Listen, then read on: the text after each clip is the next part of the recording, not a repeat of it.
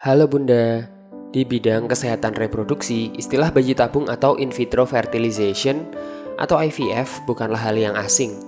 Dengan infertilitas yang mempengaruhi sekitar 10-15% pasangan, IVF muncul memberikan harapan.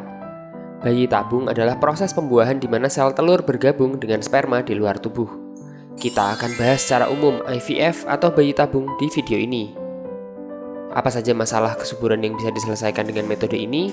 Lalu bagaimana pandangan agama tentang IVF? Simak terus sampai selesai.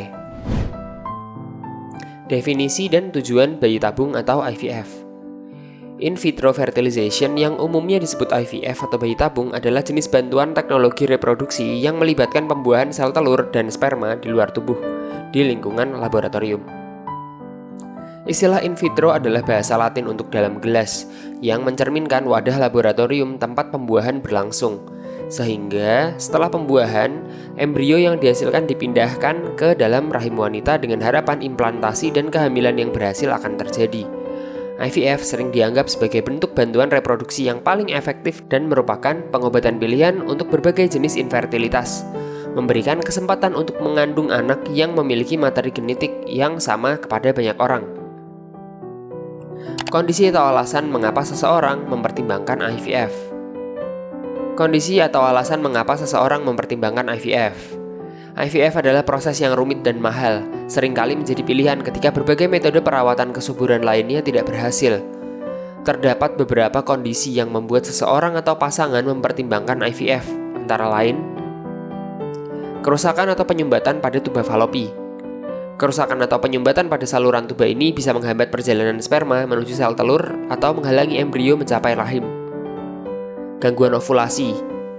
Gangguan ovulasi yang tidak teratur atau tidak terjadi sama sekali dapat mengurangi jumlah sel telur yang tersedia untuk pembuahan. Endometriosis. Kondisi ini terjadi ketika jaringan yang biasanya melapisi rahim tumbuh di luar rahim, mengganggu fungsi ovarium, rahim, dan saluran tuba. Fibroid rahim. Tumor jinak di dinding rahim yang bisa menghambat implantasi sel telur yang dibuahi. Sterilisasi atau ligasi tuba. Jika seseorang wanita pernah menjalani ligasi tuba, di mana saluran tuba dipotong atau diblokir untuk mencegah kehamilan, tapi kemudian ingin hamil. Gangguan genetik. Jika diketahui adanya kelainan genetik dalam keluarga, IVF dapat digunakan bersamaan dengan pemeriksaan genetik praimplantasi untuk mencegah penularan kelainan tersebut pada anak. Infertilitas pria.